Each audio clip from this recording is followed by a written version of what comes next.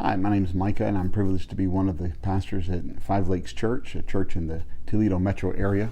And I wanted to talk for a few minutes today on the subject of racism.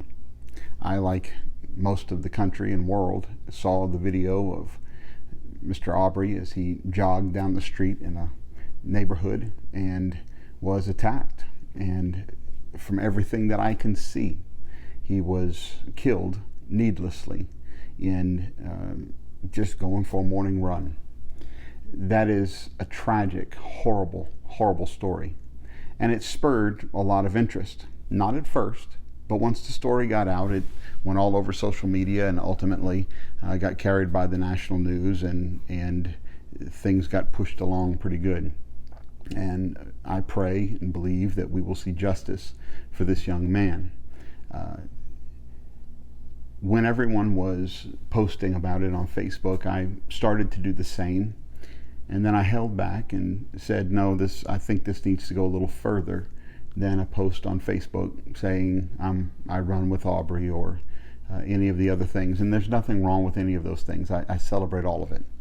But just for me, I felt I needed to go a little further than that. And so I called two gentlemen that I very much respect. Dr. Calvin Sweeney has been an educator here in Toledo and a pastor in Toledo for many, many years and incredibly well respected. And then Pastor Jerry Boose, who pastors here, was a firefighter for many years, and then pastors here now and is building a great church and is becoming a great friend in my life. And I appreciate both of these gentlemen as I'm getting to know them better.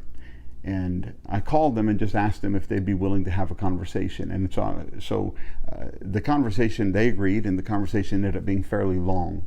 So I split it into two parts, and I'll be posting two different parts. The first part is that we're going to talk about the sociological aspect of racism and what does that look like. And then in the second part, we're going to talk more specifically about Christianity and racism. And can you be a Christian and be a racist? And the short answer is no. But we're going to talk about that. I appreciate these two gentlemen for giving me their time and sharing some of their life and experience and answering questions. In this, we are not going to answer all the questions that are out there. We just aren't. We can't. Racism is sin, and the sin issue remains with us and will remain with us until Jesus returns. But we did ask some unique questions, and I think we had some great conversation.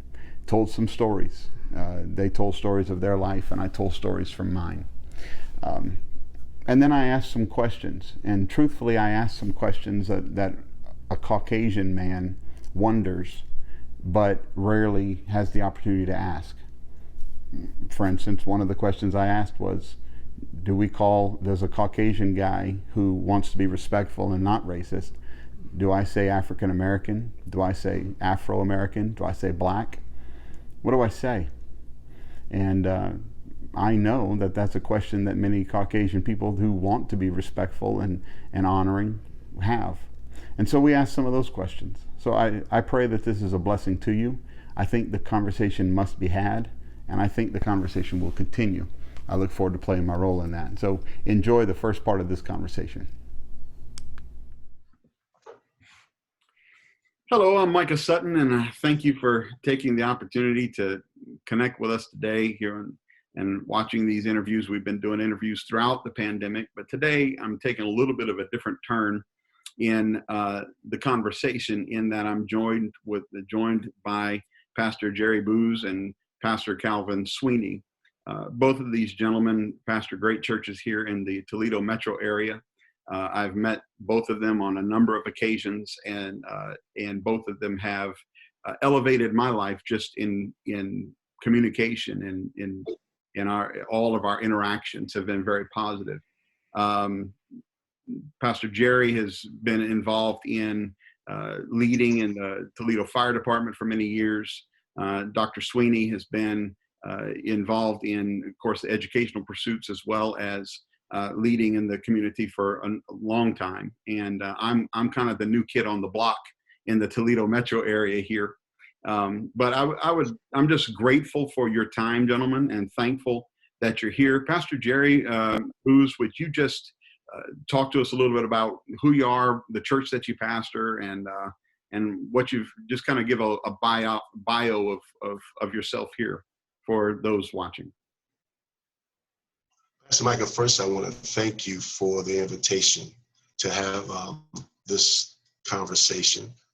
I think you said a lot of who I am or what I did, which was I served 30 years with Toledo Fire. That was an honor to be able to serve the city of Toledo. I have been pastoring for the last 12 years, pastor of the Second Baptist Church in Montclair, Ohio, a congregation that I've come to love and really cherish because God has truly blessed us as a body, as a church. Also, I oversee Agape Second Chance Corp, which is a nonprofit which our focus is community, working outside the walls of the church. I've been CEO of that organization for the last 8 years, and that's also been a blessing and rewarding as well. And we do a lot of things, and mainly our focus is in the rural area, which is a township called Spencer Township.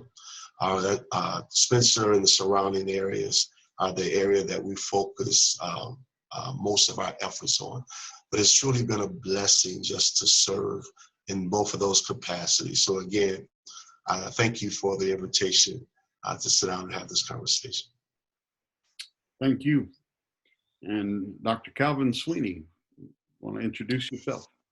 Yeah, so, as Pastor Micah said, I'm Pastor Calvin Sweeney. I pastor the Tabernacle Church in the heart of Toledo, downtown Toledo. We're a multi-ethnic, multi-generational, multicultural church. And I've been pastoring that church since 2011. And before pastoring, I was involved in education. I taught in Toledo Public Schools for about 20 years. I was a professor at the University of Toledo for about 3 years. And then I went into full-time ministry.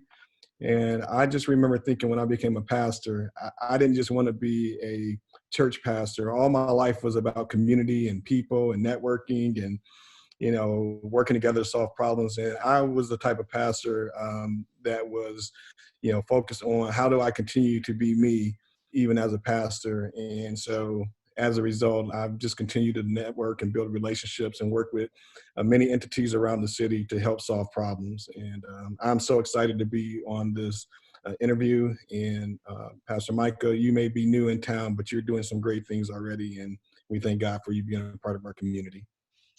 Praise God. It really is a privilege. And I heard about these two gentlemen long before I ever met them. Whenever I was talking to people around town, getting to know folks, people would ask me if I knew Pastor Jerry Boose or Pastor Calvin Sweeney, and I would consistently answer no, I don't know them. And then I was so excited one day, somebody asked me, hey, do you know, and I don't remember, I think it was Pastor Calvin that they asked, do you know Pastor Calvin Sweeney? And I was able to say yes. I said no for a long time, but now I'm saying yes, I do know him. And then Pastor Jerry Boose and I have had the privilege of being able to sit down a time or two together and have great conversations. And I was at a meeting at your church. The first time we ever actually communicated was a meeting at your church where we had lunch, I think, in the gym there, or in one of the rooms of the church. And I was impressed with you then. I'm impressed with you now. And so I'm thankful that we're able to have this conversation. And the conversation that we're going to have is literally an open conversation about race. And we are in a time right now where the story of Mr. Ahmaud Arbery is all over the media, local media, national media, international media. And we see in that story, we see a racial reality in our country that is untenable. It's not. It's something that has it's been a push and a pull for many years, And every once in a while, something like this pushes it to the forefront, and suddenly a conversation begins that has needed to happen the entire time, but unfortunately, it often tragedy is the thing that pushes us to that next level of conversation. And I've held off on having I haven't posted about it, I haven't commented on it in any way whatsoever. And my response to the Ahmaud Arbery situation and his case, and his slaying, actually, is this interview.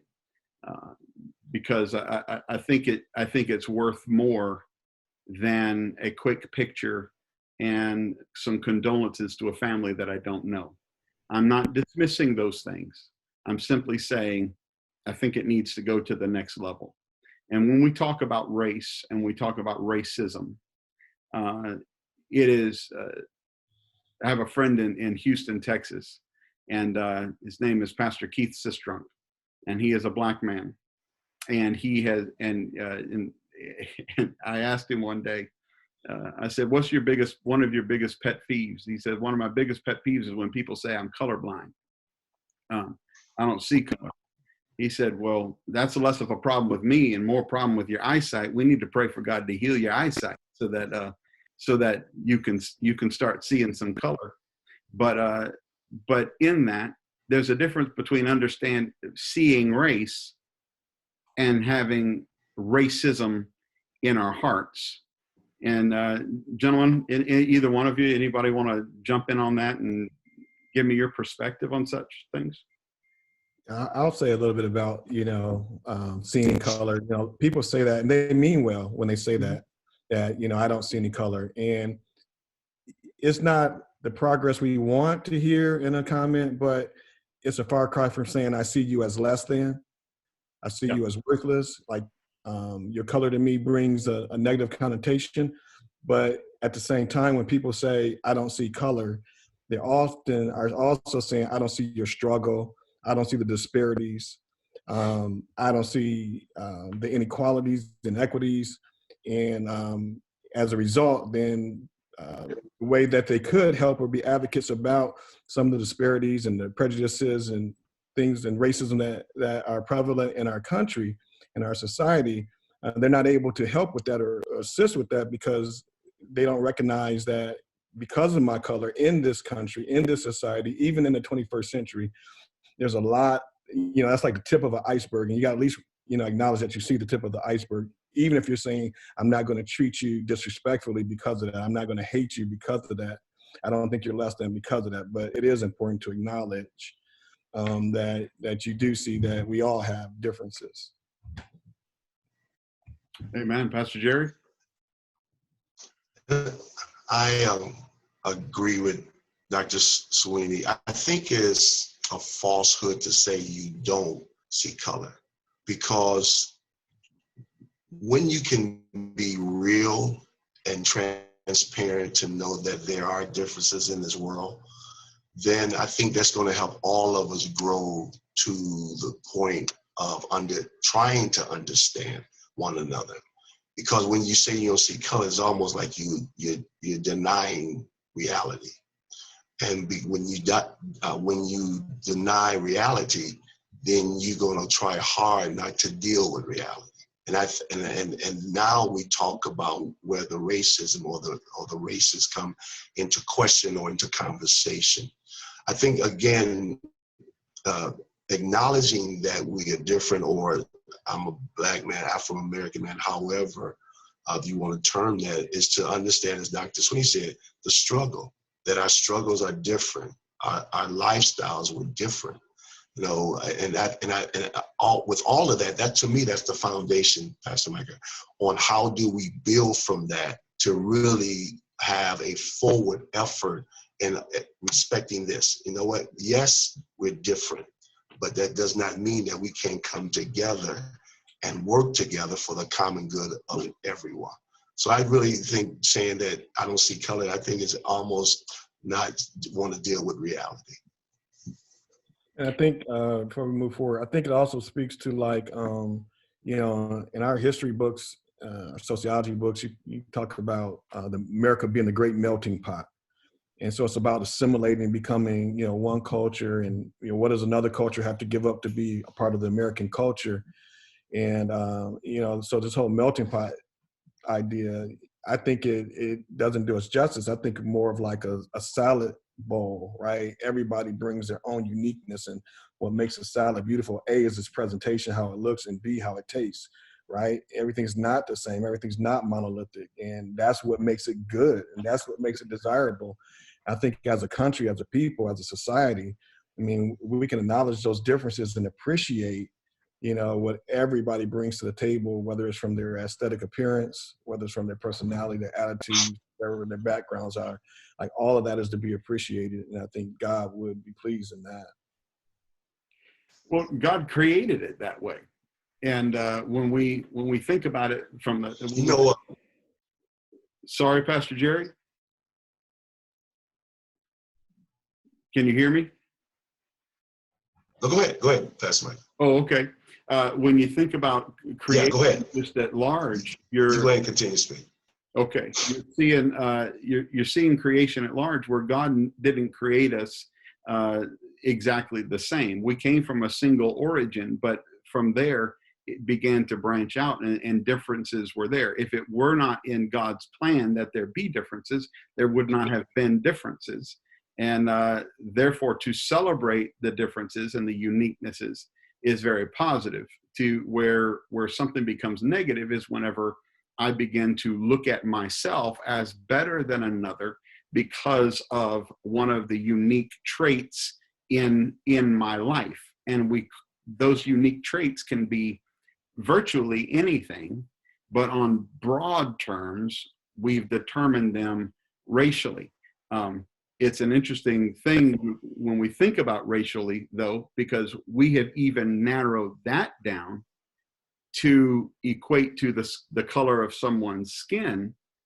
But if you were to ask somebody from Poland if they're the same as somebody from Russia, they will say no, they're not the same. And nor would we say that they're the same as they come from a similar heritage, but not the same. And then I've had the privilege of living in Botswana, Africa, and somebody from Botswana does not feel themselves the same as from someone from Ghana or from somewhere else. So I think that the context of differences and even the context of race has been focused down to a particular element of life versus really what the conversation, broadly speaking, should be. Is that an inaccurate assessment, or accurate thoughts on that? I like how you started out on what the intent of God. Even when we were talking earlier, when you referenced saying there's neither Jew nor Greek. Was God really dealing with the color or dealing with the treatment? Because we understand different races are treated different, right, based on the color of the skin. But when the guy made that statement, was he saying that even though you may look outwardly different, there should still not be any different treatment? And I think that's the struggle on how do we get to the point of treating each other equal. And now, is that because we do look different on the outside? We can't get past that, knowing that inwardly we're basically all the same. Because like that old saying is, if you cut me, I'm going to bleed red. If I cut you, Micah, you're going to bleed red. So inwardly, we're the same. It's that outward part that I think we still struggle with. If I could, and I don't want to hog it up, but there's a book I started to read last year. And it's one of those books you start reading, you put it aside, and you never got back to it. But I knew we was going to have this conversation, so I kind of pulled it out and just kind of looked over some notes that I had written down. It's a book called The History the history, the construction of race and racism. And it's really put together by a conglomerate of writers. But what was intriguing to me about one of the things that was written in that book, it says, what is this thing called a race? And they gave out 3 points. The first one is race is a false classification of people, number one. Then it says number two, race is a political construction constructed by people. And then number three, it says the concept of race was created as a classification for the purpose of giving someone else power over another. And I thought that was, to me, was very important, because pretty much when you talk about race, that is the dynamics of it.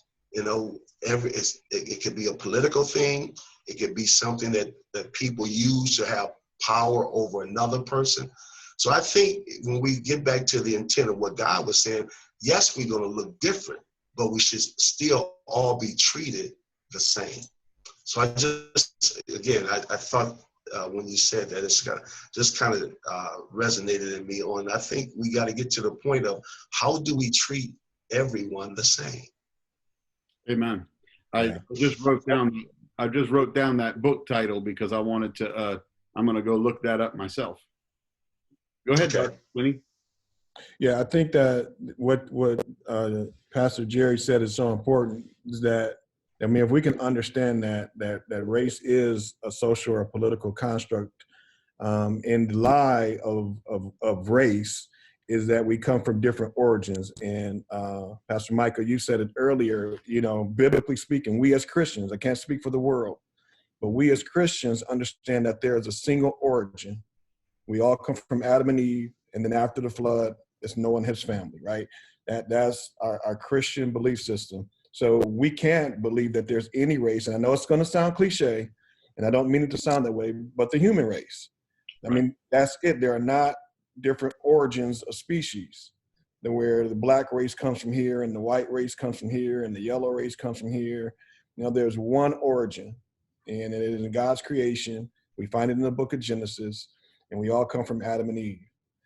For political and economic reasons, this idea of race is constructed to conquer by dividing and to be able to oppress.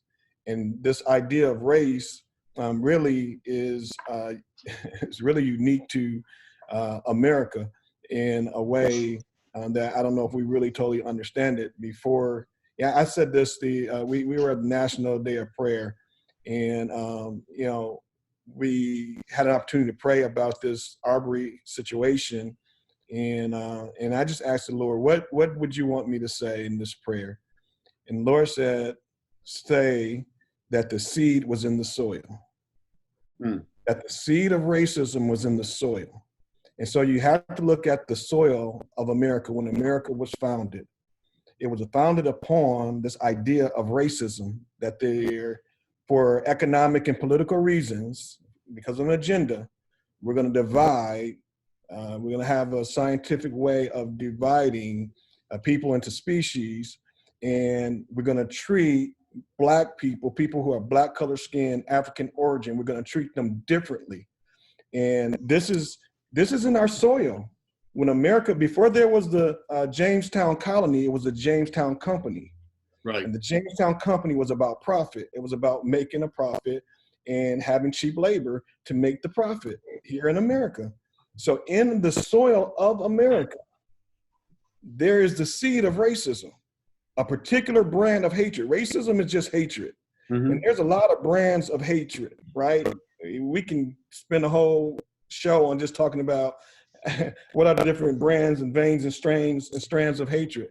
But it is a form of hatred, and it's in the soil of America against a particular skin color people from a particular origin, continent origin.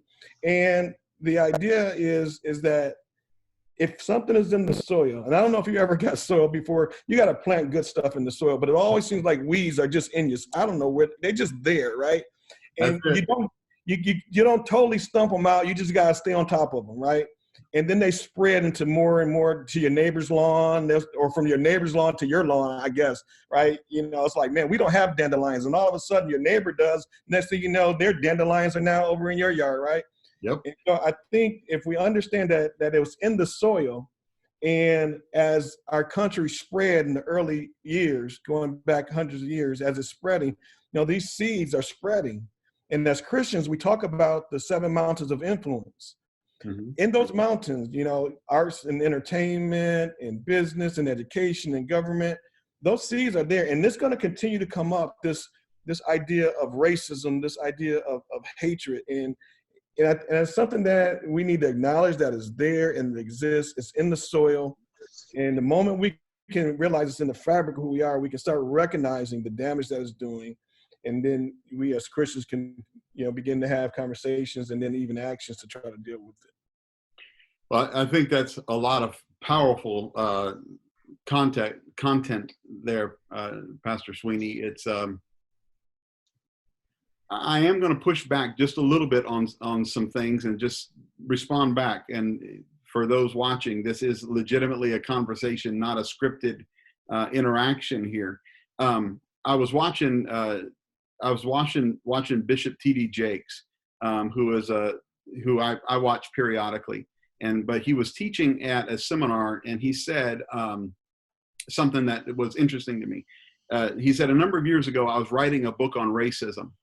And he said, I began he grew up in Hills of West Virginia and so on and so forth. And he said, I was really impacted by racism as a kid and ongoing into life and ministry.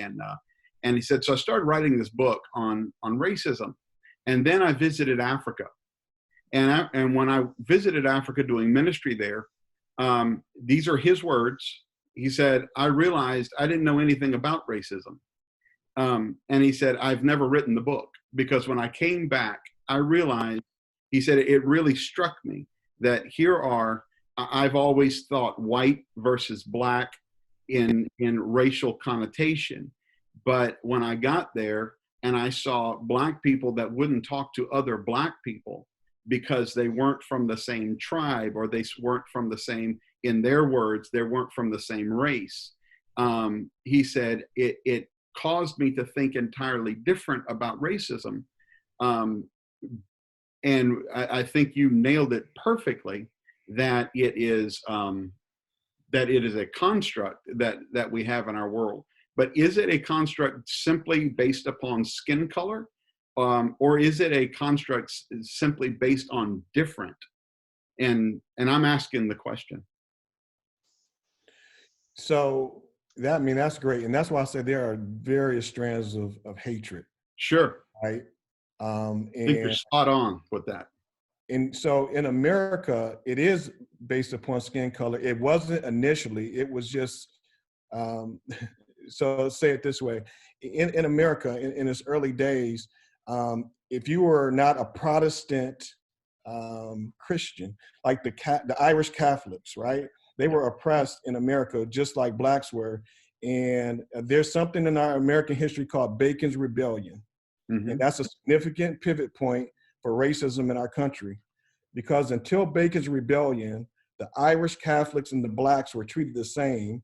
And the Irish Catholics and the black slaves, they banded together to pose a resistance to the English Protestant colonizers, right? Mm-hmm. And the Bacon's Rebellion was almost successful. And that's when the English colonizers made this strategic move. If this happens again, we won't be able to hold the uprising down. So what we're going to do is we're going to allow the Irish Catholics to have some of the same benefits as English white Protestants. And that's where the distinction started to be made. So they got privileges, these Irish Catholics who were, being oppressed as well. This is where they started getting privilege.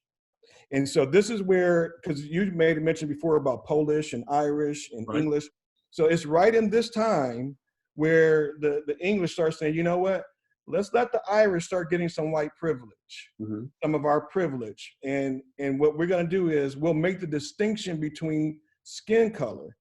Therefore, we won't have this uprising again where there's a uniting of other oppressed. So they allow them a little bit of upward mobility and entrance into dominant society. Not a lot, but just enough to make a distinction so the Irish didn't feel like, well, at least we're not that, Right. and we're better. And that's when the full head-on attack on Black people really began, was after Bacon's Rebellion. Wow. So, Go ahead. Pastor Micah, when you led out with that question, is it really based on skin color?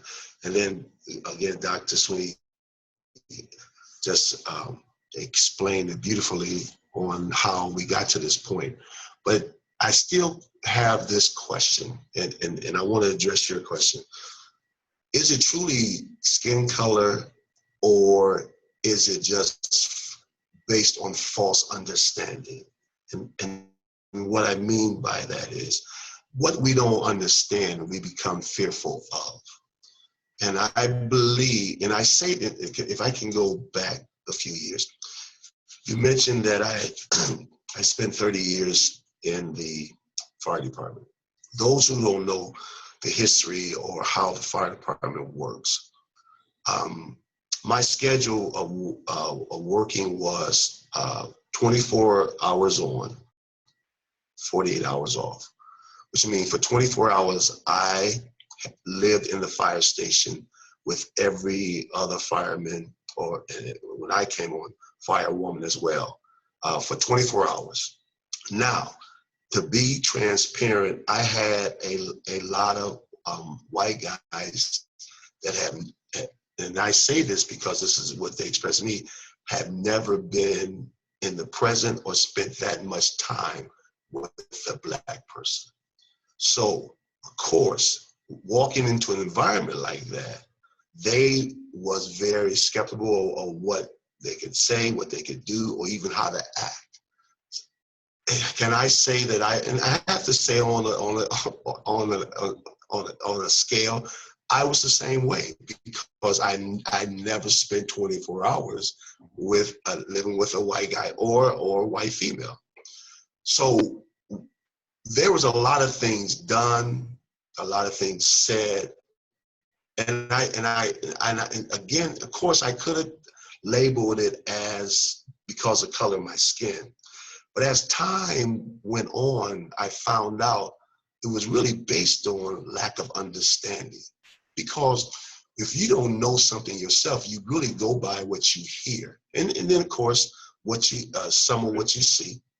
But once I actually spent time, and I'm talking about years living in this environment, I found out that they realized that we wasn't really much different other than the color of our skin.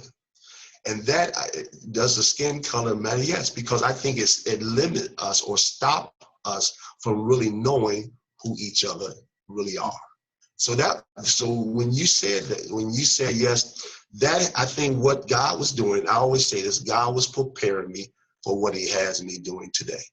That's why I feel, and I'm quite sure that the three of us do, because I've seen the other two of you operate in the environment. I feel comfortable in any environment, but that's because I took time to understand them the same way they took time to understand me. So sometimes I think the color of the skin is not really the whole caveat. It's just the fact that we have not taken the time to understand who each other are. And that right there, I believe if that conversation, because again, in the firehouse also, you was forced to have a real conversation because you had to live together. So if there was any issues, you had to resolve them. So it made us know each other. So I think that's important for us to maybe think about that. It's okay, the skin color is important, but maybe the real issue is we just don't understand who each other are. So I just wanted to kind of put that out based on what both of you guys said. I think that is absolutely powerful and true.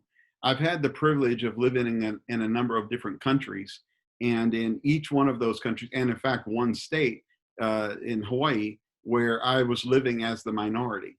And I will tell you, speaking as a Caucasian in mainland United States right now, there are issues, there are things that a minority people deal with that the majority people don't recognize. And it's not that they don't recognize it because they want to propagate something. It's that they don't recognize it because the context of their life never includes that particular reality. I know what it's like to stand in a store and for the clerk in the store to walk past me to go help people that have been there. I've been standing there far longer than they've been standing there. And I've watched a clerk serve everybody else in the place and then serve me last. And the only thing different between me and everybody else there was I did not match everyone else there. And I was the minority. Now, when I'm standing there experiencing that, it's something that the majority race in that country doesn't experience and doesn't compute into their algorithm of life, if you will, because it's not a non-issue in their world. If I'm walking down the street at night in Sylvania or any other place, I don't take into consideration how other people what other people may or may not assume about what I'm doing in this place, in this moment, and walking down this street at night. It never occurs to me to think about that.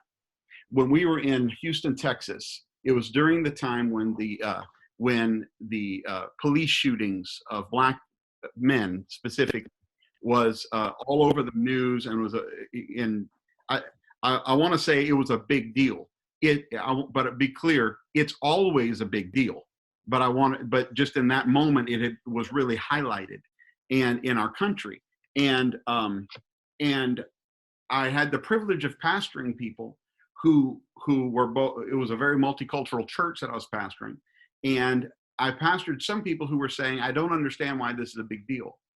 And then I sat in my office with a Black couple who that day came to talk to me because their son, 4 or 5 years old, 5 or 6 years old, I can't remember exactly how old he was, but he when Dad was about to leave to go to work, the boy started crying. And when the boy started crying, they started saying, "Why are you crying, son?" And finally he said, "I don't want Daddy to go to work because I don't want the police to shoot him." Now they're sitting in my office. I had the privilege, I'm a white man, having the privilege of pastoring this amazing couple, this amazing family. And they're sitting in my office asking me, "Pastor, what do we tell them? What do I tell? How do we help our son go through this?" And I have to tell you, the two of you gentlemen may have had those conversations. I've got 2 sons. I've never had to teach my sons where to put their hands on a steering wheel when they're pulled over by the police, if they're speeding or in a problem. But that's exactly a conversation that an African American, a Black man, a Black woman will teach their son, teach their daughter, when it comes down to how to interact with law enforcement and so on and so forth, because of the reality, just the general assumption of life based upon what can be visually seen. Because we all recognize, if we're halfway intelligent, and I understand what I just said there, because whatever I say next is going to mean if you disagree with me, you're not halfway intelligent.